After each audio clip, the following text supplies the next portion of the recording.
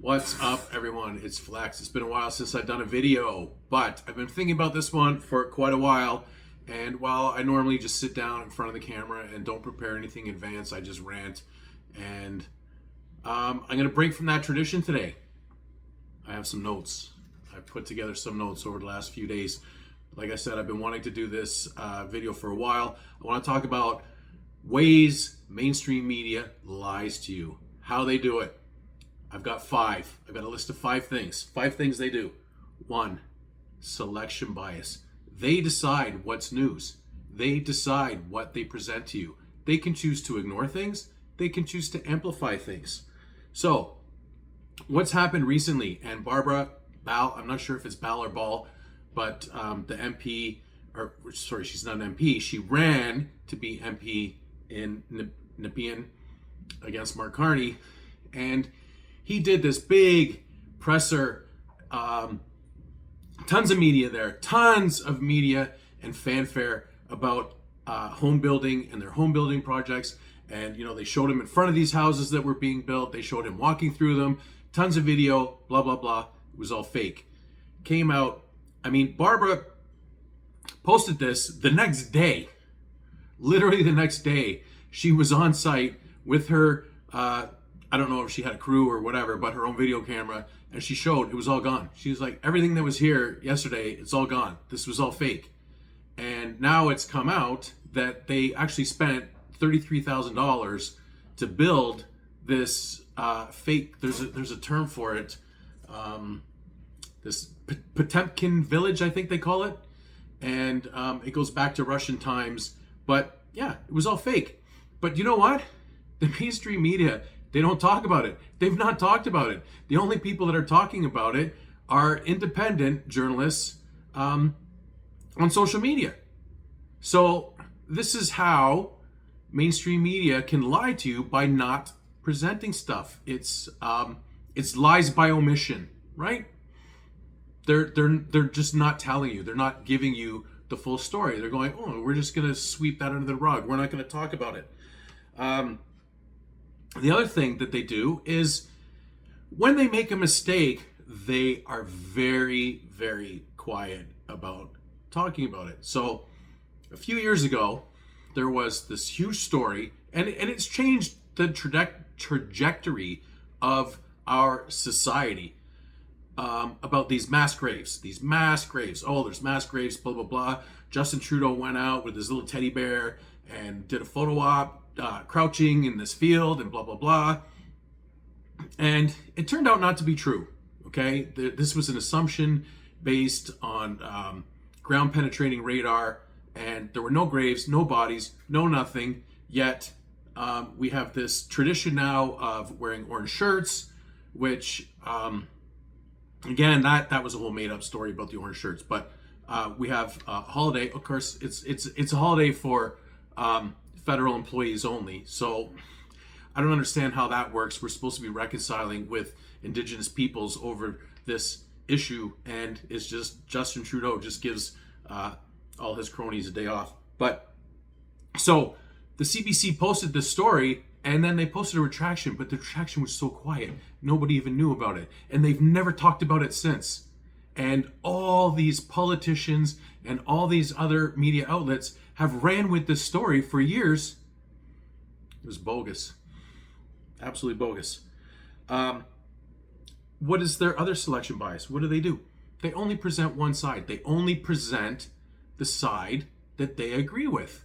And there's lots of issues that, major issues that affect Canadians, but they pick and choose the winners, and they only present that side. So think about the end times from 2020 to 2022, and nobody talked about any other measures except what the government wanted. There was lots of people that said kids should be in school. Kids are not at risk. They should be in school.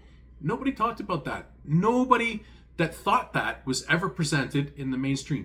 Nobody that thought that we needed a more selective program for getting the jabs and focusing on people that were more at risk.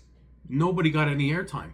Everything that was presented as if it was the inherent truth, no matter what, with no dissenting voices ever got airtime. And that's still the case. And there's the other thing with the weather, right? Nobody that says the weather is fine gets any airtime. Only the people that are doom and gloom and we're all going to die and the world's going to end, they're the only ones that get airtime. Okay? That was a lengthy discussion on selection bias, but that's the biggest one. That's the biggest one. What else? They're heavily biased. Heavily biased. And here's a recent example. Sean Foyt, a few months ago, he did a tour in Canada, and there was a church in Montreal that was charged because he did a concert there. Absolutely ridiculous. I mean, I could do a whole segment just on that alone because, anyways. But so there was a story about this lawsuit and all these legal ramifications. And how do they classify Sean Foyt? I would classify him as a Christian rock singer, something along those lines. What do they call him? They call him a MAGA superstar. So they're making a judgment call and they're projecting this out there, and it's pejorative, okay? To call him a MAGA superstar, that's a pejorative term in today's world, okay? And this is what the media does. They've chosen to characterize him in this way, and they would never do that if it was any other religion than Christianity, or if he had any other political leanings other than conservative. Okay, so I'm stealing this from Canadian Wealth Moose, who's one of my followers, and I follow him on X, and he specified that it's activism versus journalism, and that's exactly it. And you see it all the time. And I posted about this in one of my other videos. Once you see what the media does, you can't unsee it, and then you just see it in everything, and you realize, my gosh, they're doing this all the time. It's propaganda. So here's another example, recent example. So I can't remember the guy's name because he's a Joe Nobody, but somebody that was an MP for the Conservatives crossed the floor. My gosh, CBC, CTV, Toronto Star, everybody went crazy for 2 solid weeks talking about Pierre Poilievre's lack of leadership, this and that. They're speculating how many other people, this, that, everything else. So this week, Stephen Guilbeault recused all of his caucus duties, and so now he's just a regular MP. And what is the message? The message from CTV is, well, Mark Carney is still a solid leader. There's no leadership issues. That's a huge difference, okay? So when something happens in the Conservative caucus, you rake the leader over the coals for 2 weeks. The very similar thing happens in the Liberal caucus, and you prop the guy up. Like, it's crazy, okay? So here we go. So the third way is they present opinion as fact. And I did an entire video on this recently because of the budget. So I don't watch television. I haven't watched the news in years. The only reason I even know what's going on is because I spent a lot of time on X/Twitter, whatever. Yes, I still call it Twitter. And that's really where I get all of my news. And that's really where I see all these crazy stories. But my wife left the television on in the bedroom one day, and she had CHCH TV on. And they were saying, well, Francois-Philippe Champagne says that he's heard from Canadians and they're happy with the budget. That's crazy to me. That's not news. That's propaganda. Okay? They're presenting an opinion as fact.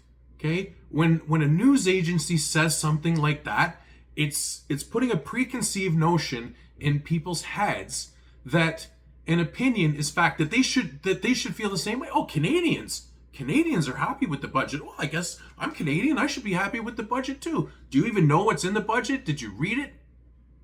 No, but the television told me that Canadians are happy. So yeah, everything's good. Everything's good. No, it's not good. It's propaganda. Okay.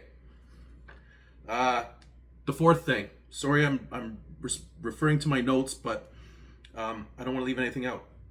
They actively seek out stories that confirm their preconceived narrative. And I talked about this in a previous video as well, that they've conjured up this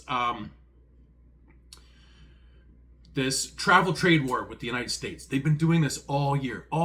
They've been trying to convince people not to travel to the United States. They've been telling people not to go there. They've been telling Canadians, and this is going back to the previous one, presenting it as fact, is, oh, Canadians aren't traveling to the US anymore.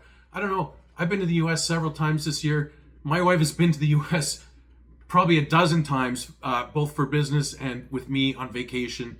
No issues. But they try and get this fear in people's heads that, oh, you're going to have issues at the border. They're going to go through your phone. They're going to ask you about your political beliefs, blah, blah, blah. It's all hogwash. They don't do that. They never have. They never will. Okay? It's business as usual. There's no difference going across the border now than there was 20 years ago, let alone a year ago before Trump became president. It's crazy. But what do? They seek out stories of people that have had issues at the border, and they literally advertise this. They put it in their websites at the bottom of the story that they present. They go, oh, if you've had issues crossing the border, we want to hear from you. That's not journalism. It's not journalism if you're actively seeking out something to support a narrative that you're trying to present. Okay, last thing, misleading headlines. When I was in school, I don't know what course it was. I think it was high school, but it was probably an English course. But something stuck with me. I was a voracious reader when I was a kid, and I read a lot of books that probably I shouldn't have been reading. Read a lot of my parents' books, a lot of Stephen King stuff. Scared the shit out of me when I was a little kid, and I read newspapers a lot. Crazy. As a little kid, I read newspapers. I just, anything that was around the house, I would pick it up and read it. And so we were taught in school that in newspapers, the purpose of a headline is to give a concise presentation of the story. So somebody picks up the paper, boom, they read the headline, they get the gist of the story. And then the first paragraph should be a little more detailed, but still very high level. And then as you got through the story, the information would be less and less pertinent. And everything is the opposite now. Everything is the absolute opposite. And I think the internet probably is part of that, because they need clicks, right? They need clicks. But what I see more and more is that the headlines are not giving you a synopsis of the story. They're giving you misleading information. And I think they know that most people are not going to read past that. And they might only read the first sentence or maybe the first couple sentences, because we just get bombarded these days with so much information. And, probably this video, okay, I'm at 14 minutes already. Probably nobody's going to get to the end of it. If you're still watching, thank you very much. But people have very short attention spans these days, and they know that. So back in the summer, I saw this headline. I can't remember what agency it was, CBC, CTV, whatever. It doesn't matter. They're all the same. And it said something about, should you be grilling meat because of issues with cancer and this and that, right? And so somebody just reading the headline is going to assume, oh, you grill meat, it's carcinogenic, right? Because that's what the headline says. And then you read down and it talks about this and that, and so says this, and if you grill meat, it blah, blah, blah.